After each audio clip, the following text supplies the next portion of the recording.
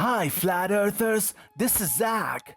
Well, recently I have been receiving many emails from my dear friends telling me about a new formula to measure the curvature of the Earth. They also told me that the famous chart is incorrect. So for this reason I decided to make a video about it just in case you guys have the same thoughts.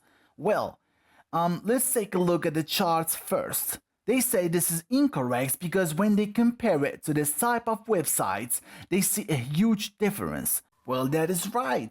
I also see a big difference between them, but that doesn't mean that this chart is incorrect. Okay? I just drew the same thing in AutoCAD and I can assure you that it's perfect. The only thing you guys should know is that this chart is measuring something different from the website, and that is why you see that difference. So the chart is measuring a straight and vertical line from the horizon line to the globe Earth. The lines, as you can see, are vertical, and those measurements are perfect. But what we should do to get the same results as in those websites and to get the correct curvature, of course, is draw a line from any distance in the horizon line to the center of the Earth. So we can get a 90-degree line and then we measure this little part over here.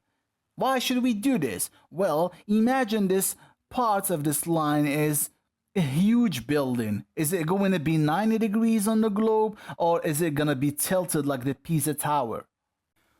Of course it will be straight, right? So this is why we should draw a straight line from the center to any points of this quarter of the circle, and then to the horizon line, and we measure the distance either by math or by software like AutoCAD. Now the question is, why do we only use this quarter of the circle?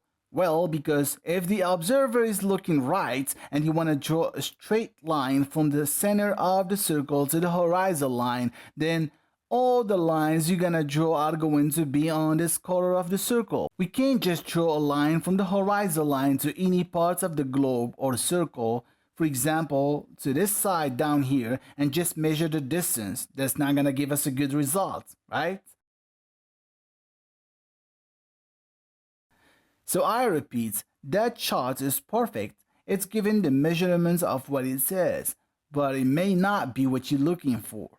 But don't worry, I just made another chart that you might like. Here it is. And I am gonna leave a link in the description so you can download it if you want. Please, if you find any mistake, let me know about it so I can correct it.